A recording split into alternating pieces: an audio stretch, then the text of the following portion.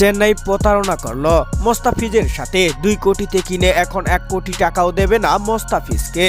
দর্শক, এবারের আইপিএলে জাদুকরি বোলিংয়ে বাজিমাত করছেন মোস্তাফিজুর রহমান। পার্পেল ক্যাপ মাথায় পরেও খেলেছেন তিনি। যদিও এখন 6 ম্যাচে 12 উইকেট নিয়ে পার্পেল ক্যাপ প্রতিযোগিতায় রয়েছেন 4র্থ স্থানে। দর্শক, এই মোস্তাফিজ দেশে ফিরে আসছেন 1 এপ্রিল। তার আগে মোটে 9টি ম্যাচে দলের সঙ্গে থাকবেন মোস্তাফিজুর রহমান।